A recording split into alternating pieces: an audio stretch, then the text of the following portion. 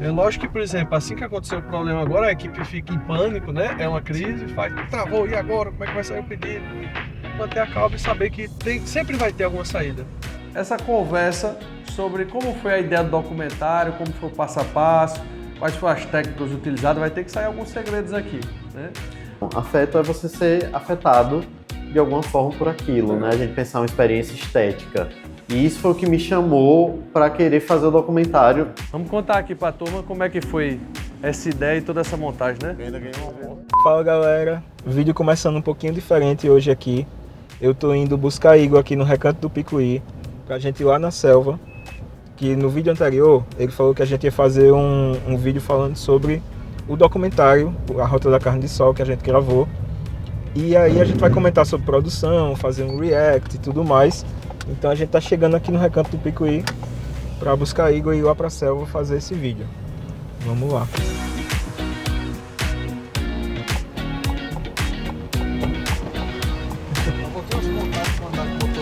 Desse aqui, rapaz. E aí? Aí tá certo, né? Vamos cumprir o combinado, né? Vamos embora. Vamos falar sobre a Rota da Carne de Sol O nosso documentário. E agora você me tirou uma hora boa danada daí, viu? na hora do almoço. Bem na hora do almoço. O problema não é porque é hora do almoço, não. É porque sempre vai acontecer alguma novidade, algum probleminha ali pra gente dar um jeito.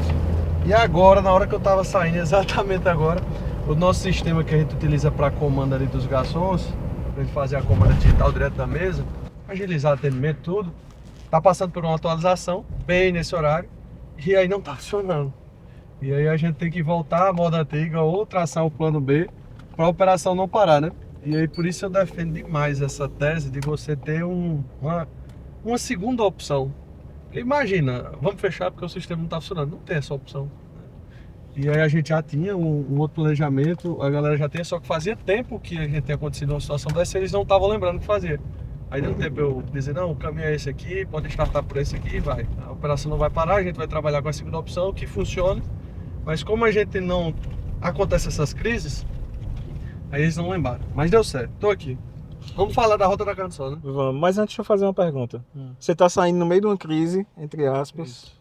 do restaurante. E quanto tempo foi para essa operação? Tá funcionando assim para você conseguir dizer, eu posso sair no meio de uma crise que vai continuar funcionando? Na verdade, desde quando eu inaugurei, eu tento o máximo possível de todo mundo ficar ciente do que precisa para funcionar. A minha inauguração, que eu acho que dá um episódio bom de contar também, na verdade a reinauguração, né?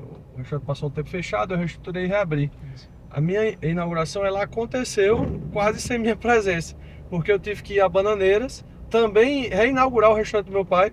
E enquanto eu estava inaugurando lá o restaurante, minha equipe estava tocando aqui. E, por exemplo, eles estavam instalando a wireless que funciona exatamente esse sistema. Ele sabia qual local tinha que botar a antena. Ia fazer a capacitação, o treinamento. A pessoa que estava responsável disso estava ciente do que eu iria falar. Eu acho que uma grande das sacadas é deixar o máximo possível todo mundo instruído e comunicado, né? De ter um plano B e, se possível, o C. Que hoje, no meu setor ali do caixa, por exemplo, eu tenho a pessoa principal, tenho a segunda e tenho a terceira. E hoje eu estou usando a terceira pessoa. E essa terceira pessoa talvez não estava instruída nessa gestão de crise. Mas sempre ter alguém. Então, a partir de hoje, eu já tenho hoje 3 pessoas aptas que, se o sistema sofrer atualização e não estiver funcionando na comanda digital, a gente já tem o plano B. E o plano C é voltar à moda antiga, ver na caneta e no papel. Que aí dá um trabalhão, mas já assisti isso. A ideia é que todas as dores e os problemas que a gente passe, a gente sofra menos possível, né? Eu assisti demais operações vivendo o caos. Eu passei uma temporada em São Paulo. E quando terminou meu primeiro dia de trabalho lá no restaurante, Big Restaurante, e o gerente que estava me acompanhando olhou e disse: você viu aí a quantidade de problema que a gente passa? Ele até apelidou assim, a quantidade de BO, né, que a gente passa aqui. Eu fiz, mas eu não aceito isso não, meu irmão. Para todo problema a gente cria uma solução para que ele não aconteça de novo. E se acontecer, tem uma segunda solução. Isso faz com que você consiga ter mais leveza, sofra menos no percorrer, né? É lógico que, por exemplo, assim que aconteceu o problema agora, a equipe fica em pânico, né? É uma crise, faz, travou, e agora? Como é que vai sair o pedido?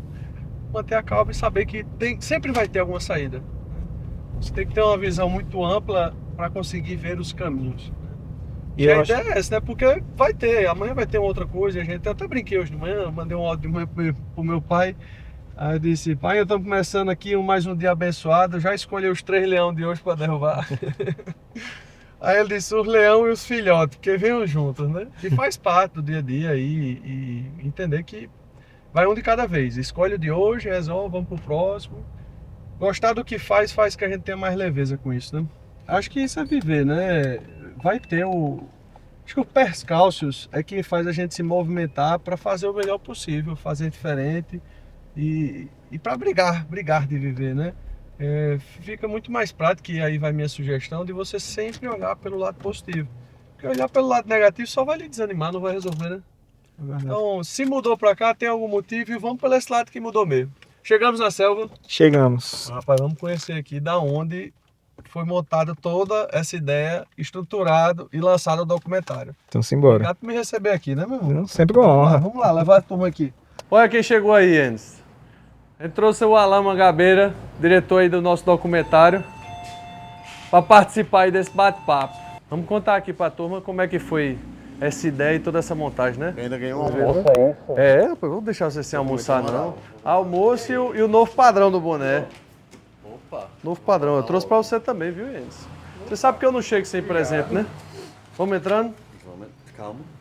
Inaugurou. Provar aqui, né? Gostei. Vamos entrando. Opa, turma, estamos aqui mais um episódio. Convite aí do Iendes nos episódios anteriores aí, da gente vir aqui fazer essa conversa sobre como foi a ideia do documentário, como foi o passo a passo, quais foram as técnicas utilizadas. Vai ter que sair alguns segredos aqui, né? Estamos com o Iendes, vocês já conhecem aqui da produtora Selva, e o Alain Mangabeira, que assumiu a direção da gente. E eu acho, junto com o Iendes, mas foi um dos responsáveis para trazer emoção. Eu tenho essa opinião. Quando surgiu a ideia de fazer documentário, foi para a ideia de trazer mais fortalecimento para a marca, para poder a gente narrar e imortalizar essa história, porque diariamente eu repito ela. E se eu tivesse um arquivo que conseguisse também repetir isso e amplificar, para poder trazer até mais fãs para a marca, e é uma história cheia de percalços que valia a pena ser contada. Mas na minha cabeça, eu já confessei para eles, eu imaginei que a gente ia fazer pela uma forma cronológica. E eu disse, mas vai ser cronológico? Nos primeiros dias eu ainda não estava entendendo isso, até que enfim fizemos uma reunião e aí eles me explicaram essa ideia documentário. Para mim ficou assim, aí você me corrija, viu? A gente vai documentar uma história que falou e tem que ser história verdadeira. E aí, pelo que eu entendi, a técnica que você usava para sair a verdade era sair com emoção. Essa linha mais ou menos? Eu acho que quando o documentário ele chega pra mim, antes de chegar pra Iendes, na verdade, né? Chega pra mim muito com a coisa do... É um restaurante que uma família lutou muito para que ele existisse e que virou a principal fonte de renda de uma família.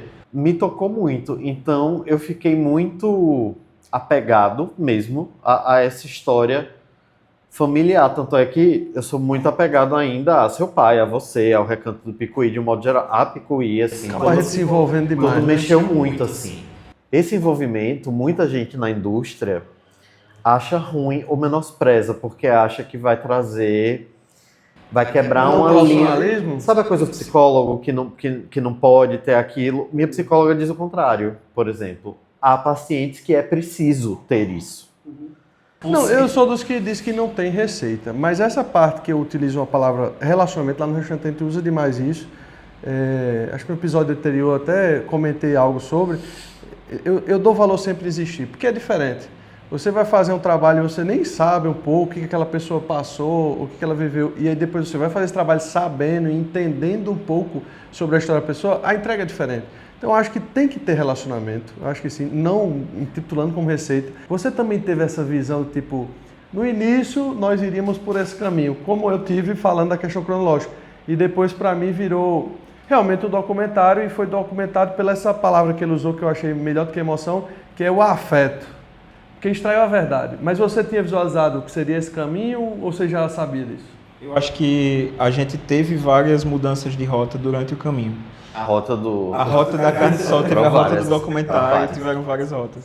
Mas eu acho que antes dessa mudança especificamente, a gente vem para a ideia inicial.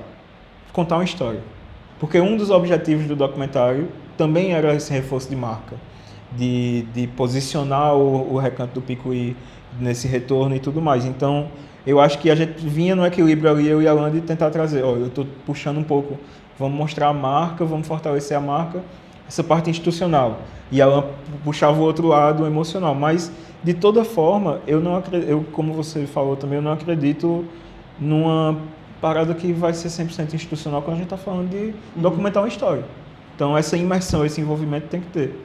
Até para que a gente consiga fazer com que o público entre também junto com a gente nessa história e viaje junto. Esse foi um pedido, na verdade, desde o início mesmo, que eu disse, rapaz, eu não quero que estou fazendo propaganda aqui institucional. Não, eu quero narrar toda a história que foi vivida para poder entender o que é isso que a gente entrega hoje.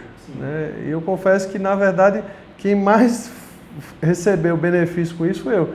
Eu consegui reviver toda a trajetória, voltar toda essa essência e conseguir fazer com que ela não se perca, né? E também ver que tem muita coisa que a gente repete hoje, né?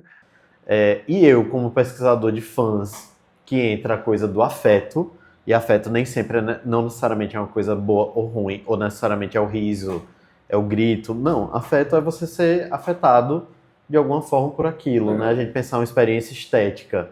O Recanto do Picuí tenta... E isso foi o que me chamou para querer fazer o documentário também, assim, para querer entrar no projeto e entender qual seria o meu papel ali, porque eu não sou especialista em carnes como você é. Eu não tenho esse know-how, experiência. Depois que terminou, quase ficou, não foi? De tanto comer, né? Uma das reuniões que a gente fez, que realmente foi uma... que eu fiz assim, agora eu entendi. Foi no restaurante, que sempre tinha que ser lá no restaurante, a maioria das vezes, que era pra gente almoçar, quando o Alan trouxe a primeira roteiro, né, que chama, fez o primeiro guia do roteiro, aí ele trouxe até umas linguagens... Jornada do herói e tal. Exatamente, trouxe essa dia, linguagem do audiovisual que eu achei legal, porque eu acho bom que põe títulos, que era a jornada do herói, que tem a trajetória, que ele cresce, depois ele cai, depois retoma, né? Eu acho que quando a gente vai fazer um vídeo, tem que ser pensado também para que seja bom de se ver. E quando ele trouxe essa ideia, eu fiz, poxa, isso deve ser interessante. E eu nem tinha noção que a maioria dos filmes utiliza isso. A maioria usa, né? Mas ficou muito claro para mim quando falou essa jornada do herói, que a gente vai contar a história para quem esteja assistindo, acompanhar, fica interessante. E aí, o que aconteceu? E até chegar num ápice grande, como tua jornada para ainda continuar essa história, se você chegou em cima, você vai ter que descer, e aí desce, e aí, meu Deus, e agora o que aconteceu? E aí depois sobe de novo a história. Quando falou esse trecho, eu, poxa, legal. Mas mesmo assim... que dá nome ao documento, que acaba dando nome um pouco, assim, jornada, rota, caminho, percurso, o nome rota, na verdade, saiu na primeira visita técnica. Na fala, né? Foi. Na fala.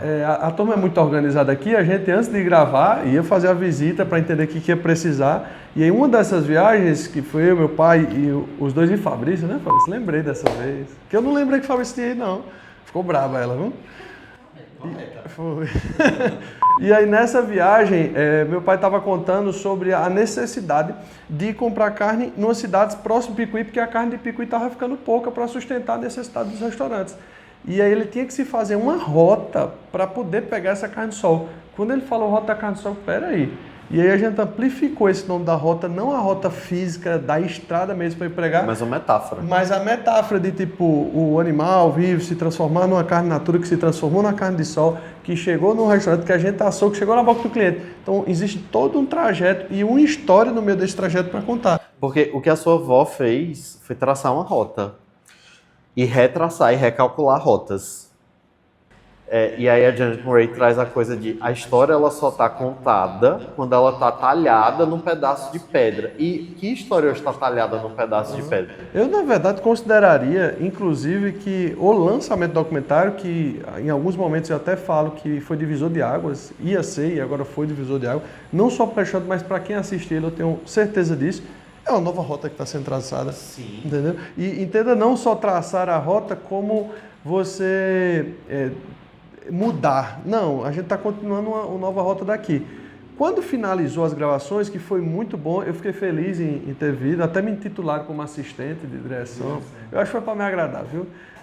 Mas a gente acaba se envolvendo ali, começa a dar uns pitacos, e principalmente que eu gosto de entender o que está fazendo e também me empenhar para isso. Quando finalizou o documentário, as gravações, eu fiz, e agora? Como é que vai fazer? Aí é onde eu acho que surge a mágica através da técnica, né? Porque você conseguir pegar quantas horas de gravação? A gente tinha só de entrevista mais ou menos 4 horas de bruto. 4 horas de fala que tinha que ser ouvida e sintetizada. Em princípio ia ser uns 20 minutos, 15 3 horas minutos. e 45 só do seu Henrique falando. Brincadeira. Eu Painha, falo mais seu que Henrique é ele. painha. Eu falo mais que ele. E eu acho que a fala de seu pai foi me situando muito ali. Né, a gente tava falando do nome, voltando um pouco para ele, o nome foi talvez a primeira coisa que apareceu ali, mas a gente não sabia que ia ser o título do documentário. Sim. Foi talvez a última coisa. Sim. Que Andy chegou e fez. Vai ser isso. Era uma coisa tão presente, então passou a ser tão constante pra gente que é aquela coisa, quando você para um pouquinho, dá um pause ali, porque você tá tão calejado de ver as imagens e precisa de um espaço para assistir de novo, porque você tá tão viciado naquilo que você não repara alguns erros, muitas aspas, né? Mas você sabia que eu tenho um aprendizado de vida sobre essa analogia de você parar um pouco o que está fazendo? Eu tive o prazer de Maria me criar, como residiu com a gente muitos anos, e aí sempre à noite Maria começava a catar o feijão para poder botar de molho para cozinhar no outro dia, né? E aí, nesse catar de feijão, ela catava o feijão e ela olhava para cima. Ela catava o feijão e ela olhava para cima. Eu disse, Maria, por que danado você está catando o feijão e você olhando para cima, o feijão está embaixo, né? Ela fez, se você não descansar a vista, passa um errado despercebido, né? E aí eu peguei essa ideia, eu era criança na época, isso eu consegui fazer uma leitura bem mais para frente, que você tem a necessidade de dar uma desparecida assim um pouco. Eu imagino que você assistir 3 horas e 40, 4 horas, se você não sair para respirar, mas eu vejo que é um big trabalho, mas você escolher a melhor cena, outra, que eu acho que aí é onde muda mais uma vez o trecho, o que vai falar. Quais as falas a gente tem, algumas poderiam ser provocadas ou não, a gente tem que faça conexão com a anterior e que fique uma história contínua. Porque se você for ver, tem falas lá que foram participação de 3 pessoas que não sabia que o outro tinha falado aquilo. Como é que faz isso? Diga-me. Eu sempre parto do princípio que a gente tem que entrar mais na história.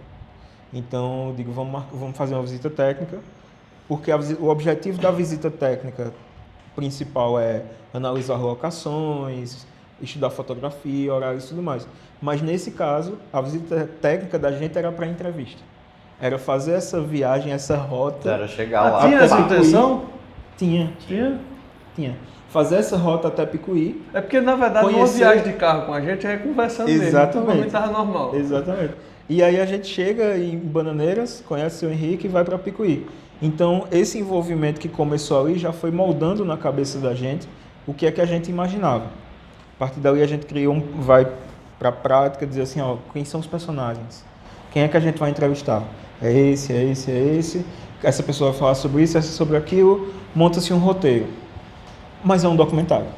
Então a gente vai conhecendo cada personagem, entendendo o papel de cada um, e aí vai para a Alan montar uma pauta de entrevista, onde a gente define, essa pessoa teve mais vivência desse período aqui. Legal. Então vamos perguntar a ela sobre isso. Essa pauta vira 2 ou 3, porque todo mundo rendeu muito nas entrevistas, então as entrevistas foram muito longas e a gente sai com um bruto desse tamanho que a gente... E eu entrava na brincadeira, viu? Essa pauta, que seria as perguntas ali na entrevista, como eu vivia a história, aí eu vinha essa ideia, aí mandava um WhatsApp para Alan ou Paendes, pergunta isso, era só pedrada.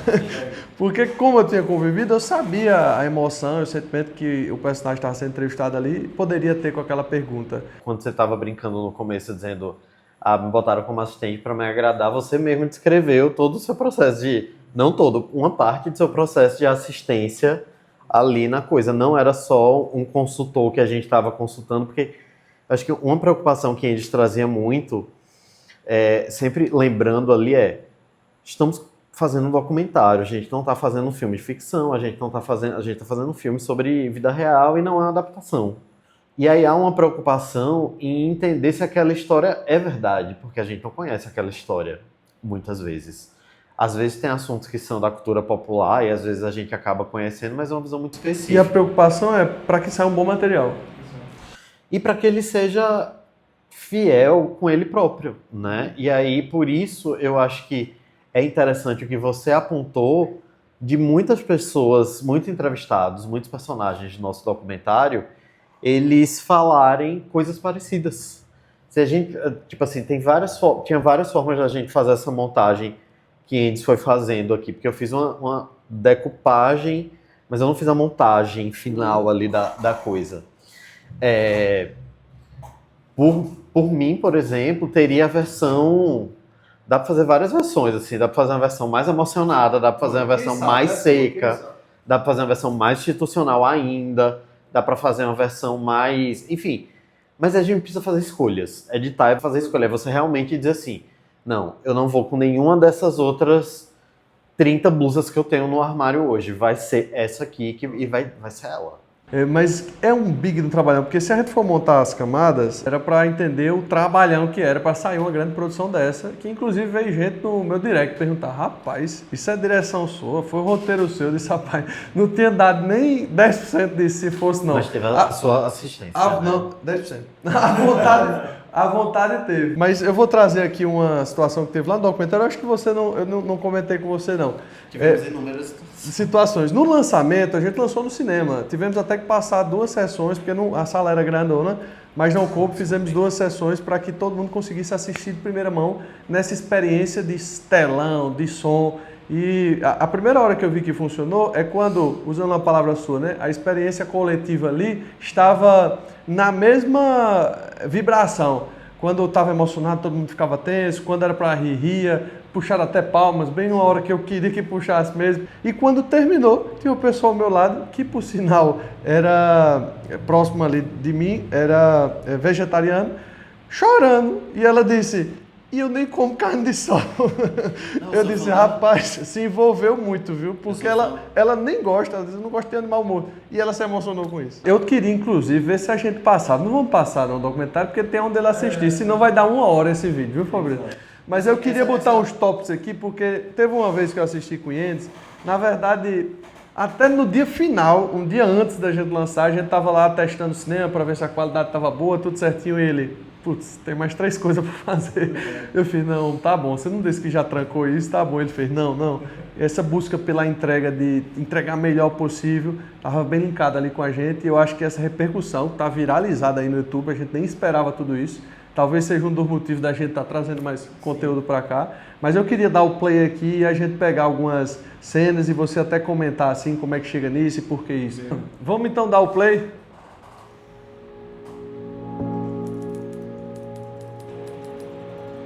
A gente tem esse início que essa escolha das imagens foi justamente essa rota mesmo, de sair do Seridó para o litoral, essa mudança de vegetação, seguindo a estrada, e chega na Beira Rio, que é a rua a Avenida do... Exatamente essa vinda do interior para João Pessoa, né? Que desde sempre foi nesse endereço, tá, turma?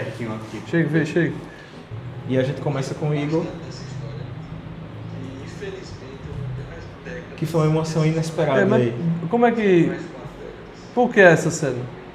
Tinha um texto no roteiro, pensado, só que a tua entrega, a tua emoção e a forma que você resumiu os 44 anos em 1 minuto e meio era o início perfeito. Entendi. E eu acho que você nem imaginava que isso ia ser. Não, na verdade eu tava muito... vivi a história toda porque eu assisti todas as entrevistas, isso era uma preocupação minha, do quanto aquelas entrevistas poderia conduzir a minha, não tem como.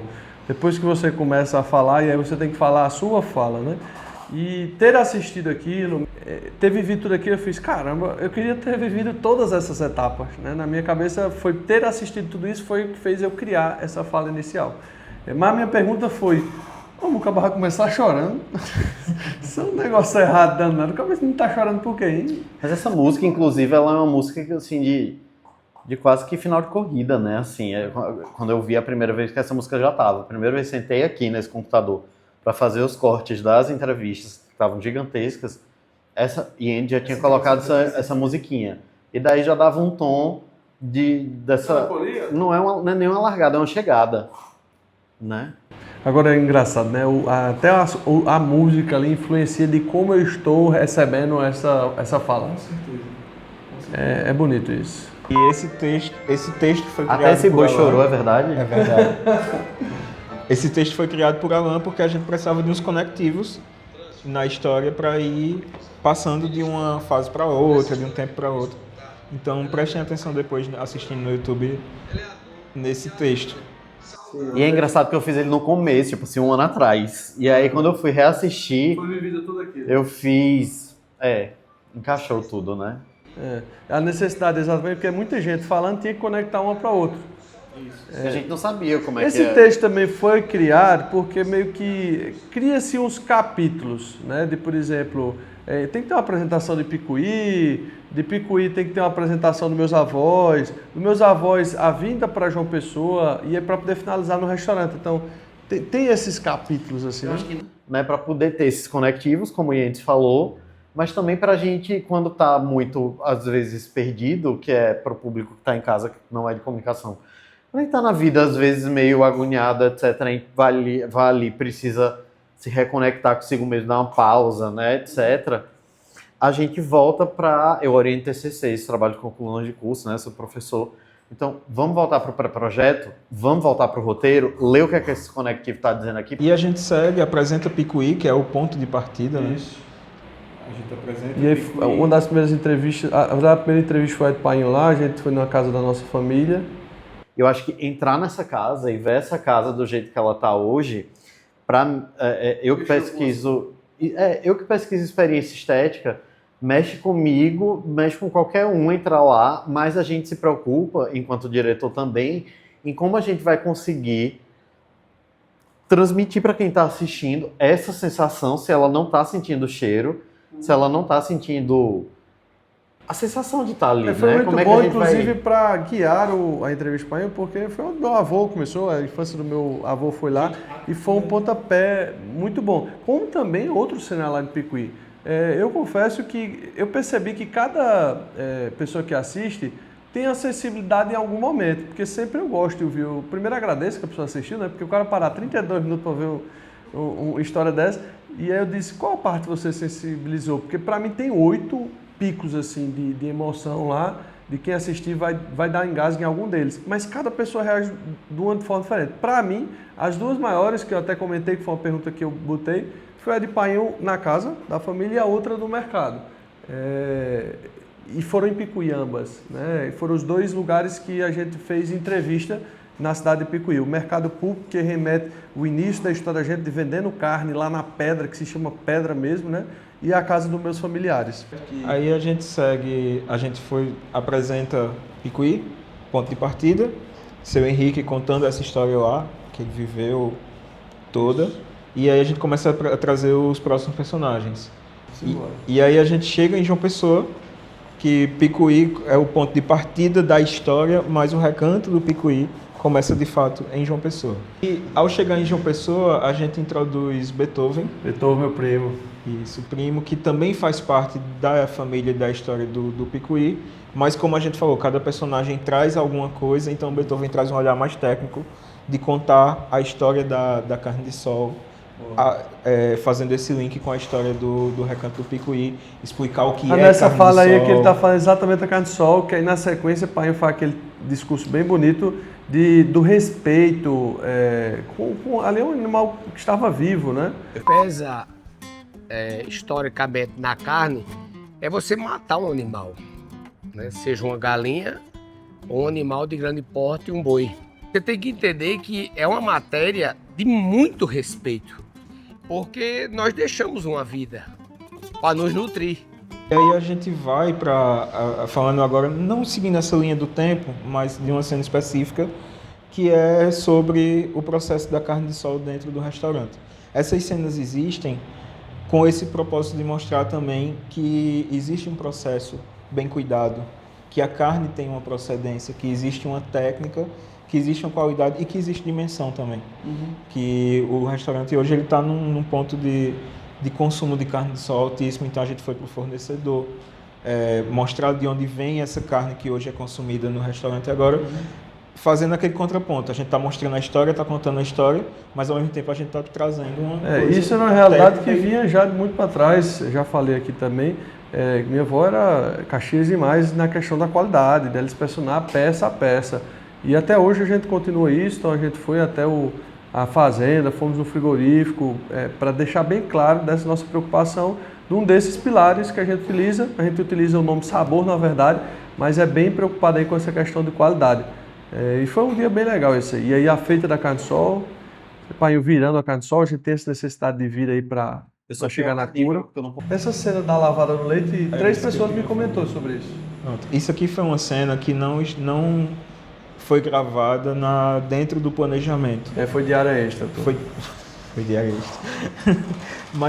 mas foi uma coisa muito importante, que é importante na história, e que esse detalhamento acabou nem entrando no documentário, que foi quando, acho que foi seu Henrique que contou, que o pai dele, né, o teu avô, ele sonhou com essa ideia de lavar a carne com leite. A gente não fala do sonho, mas ele fala que lava. Isso. A gente não conta essa história do sonho, mas fala do processo de lavar a carne com leite, mas a gente não tinha essa imagem. E aí foi uma coisa que eu disse, temos que ter. Porque acontece isso, não? Acontece. E eu disse assim, quando eu vi aquilo, eu digo, tem que ter. Porque é uma cena que não é comum, não é uma coisa que foi criada ali por vocês. E não é comum, é visualmente interessante. E eu vi comentário, por exemplo, de Ítalo, depois que ele viu essa cena, Foi o Ítalo Fondos falou. ele foi prestar atenção depois, quando estava comendo a carne, se ia ter alguma... E ficou com aquilo... E ele disse que sentiu, viu? Agora o bonito não é nada, que a realidade que eu vou dizer, não sei se você lembra o dia que a gente parou tudo lá para gravar isso. O restaurante não para, vai sair de lá, falei de uma crise que teve para estar aqui do mesmo jeito. Aí a gente chega lá, eu digo, não, já lavou carne hoje, não, mas bora lavar. E aí, em pleno movimento, que ele escolhe meio-dia para ir para lá, assim. Não, tô brincando, não era assim, não. Mas a gente chegava mais ou menos nessa hora. Não, você entendia que era exatamente para almoçar. Tem um pratinho de comida aí. Então a gente daqui, da lavagem de carne de sol, a gente entra numa explicação mais técnica sobre o que é carne de sol. E só um adendo da importância de explicar o que é carne de sol, que é tanto para a galera que é de fora, que porventura assista, fora do país, que porventura assista, quanto muita gente do Brasil que come outros tipos de carne, ou até o charque, achando que é carne de sol. Tem uma cena ali que é da sequência, que é do meus avós ali, que deu ápice ali de emoção. Eu acho ótimo passar a cena dos seus avós agora. São meus avós maternos, que eram compadres dos Eu meus acho avós legal passar, paternos. porque foi uma decisão a gente ficou numa dúvida de se colocava ou não nessa cena, se colocava ou não você aparecendo falar com eles. Isso foi muito engraçado. Muito, muito. Foi exatamente o ápice da risada, foi a fala da minha avó. Aí ela disse, era a mulher mais trabalhadeira que eu conheci, só que aí ela disse, 2, a outra era eu. Ela parecia um parafuso, atendia todo mundo. Todo mundo dela tinha que dar atenção. Muito trabalhada, foi a mulher que eu vi mais trabalhada. 2, eu e ela, né? E aí a gente entra no que eu acho particularmente a parte mais bonita do documentário, que é falar de Dona Marilene. E essa fala que o pai faz aí pra mim é uma das pedradas. Isso. E aí ele fala... Em 16 minutos e 50 segundos, para quem quiser ver, é a fala de pai aí, pesada. E a gente é o pico maior aqui de audiência. Isso. Marilene Cordeiro.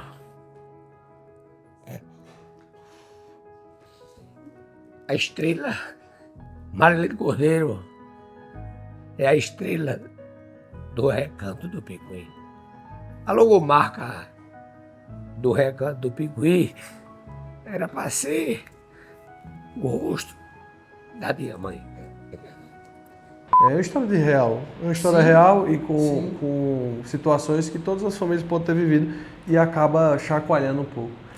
E aí a gente vem falando de manter a tradição, de manter o legado, tudo que foi criado através das falas de Beethoven, de Netinho. E aí vai para Campina, vai para Segunda maior Bananeiras. cidade e tal. Isso, já ficou bem visual a própria fala, então foi muito fácil. E aí, de- voltando ao interior, a gente foi pra ilustrar. Bananeiras, teve essa fala. Os restaurantes aparecem rápido, mas vá para Bananeiras, vá para Campina Grande, você é daqui, faça esse percurso gastronômico que vale a pena. Vale, Vale. é lindo. E eu me apaixonei pela unidade de Bananeiras. Eu também. E, pô, peraí, tem a matriz. Não, a matriz é nossa casa. Ah, tudo bem. Matriz eu tô em casa, ali eu chego... Não, mais são Bananeiras belezas foi- diferentes. A carne só é a mesma. A matriz eu Meu chego irmão. pedindo uma cachaçinha, Bananeiras eu chego encantado. Boa, boa, boa. Agora nesse final assim, eu acho que também é eu falei no vídeo anterior, a última fala que o pai faz nesse discurso, esse também para mim é um ápice de emoção, que é quando ele agradece meus avós, né, e tranquiliza eles, diz que a gente está pronto para seguir com esse legado e com essa saga. E aí é quando Painho solta a frase que eu comentei no vídeo anterior de marketing, que foi um brand montado. Eu acho que você nem percebeu isso, ou talvez percebeu, de estamos prontos para tanger o boi. Caramba, você tem noção do quanto seria difícil achar uma frase que interligasse o nosso produto, a nossa marca, o gesto de tocar para frente. Então, olha, minha turma, espero que tenhamos deixado curiosidade aqui em vocês de assistir esse documentário que foi feito com muitas mãos. É uma história de verdade que aconteceu e que eu tenho certeza que é divisor de água para qualquer pessoa que passa desafio na vida. E eu acho que a lição final é dizer, meu irmão, não desista não, vá, a gente supera no final. Qualquer resultado que for dar vai ser superado no final. A gente não está aqui à toa, a gente está aqui para construir história e fazer um legado. Eu fui com o propósito simplesmente de fortalecer a marca e gerar mais fãs para a marca. Mas eu tenho certeza que com o término de tudo isso, foi muito mais além. Né? De você, quem tem família civil, quem tem raiz interior civil, quem tem família com negócio e sabe a dificuldade civil, né? É uma história genuinamente nordestina, mas de superação. Né? E que junta, né? Porque temos 3 pessoas aqui que não trabalhavam juntas, né? E Endes, você e eu, a gente, né, fez um time para poder fazer isso.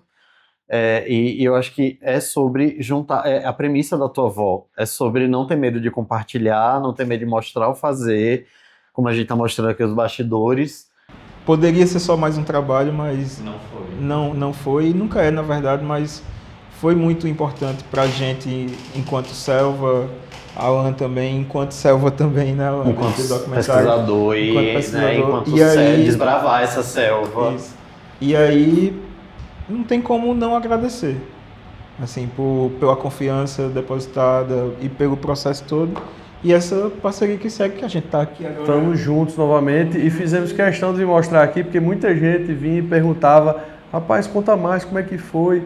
Eu fiz, vamos embora, vamos contar isso, tinha que trazer quem estava envolvido aqui desde o início, inclusive Fabrício aí, estamos conosco. Realmente agradecer a vocês de ter conseguido transformar esse projeto em realidade, porque quando a gente começou ali, a gente não bota fé, será que sai, não sai? Acredito que alguns projetos se perdem pelo caminho, mas não, esse foi entregue. Eu queria agradecer especificamente a você e a parte da sua família que me acolheu, porque eu sou um profissional de comunicação que pesquisa, né? E que é muito bom a gente voltar para esses momentos de mercado para a gente oxigenar, né, as pesquisas e as aulas. Então eu queria agradecer por vocês terem me acolhido nesse processo. Fica agradece, meu irmão. Turma, obrigado. Vamos ter mais conteúdo desse, né, Endes? Vamos embora. A ideia aqui é ter essa conversa descontraída, quem sabe até um pouco inspiradora. Não deixe de nos seguir, comentar, compartilhar. A gente vai estar interagindo com vocês e tentando melhorar cada vez mais. Esse é o propósito. Valeu, turma. Até o próximo vídeo.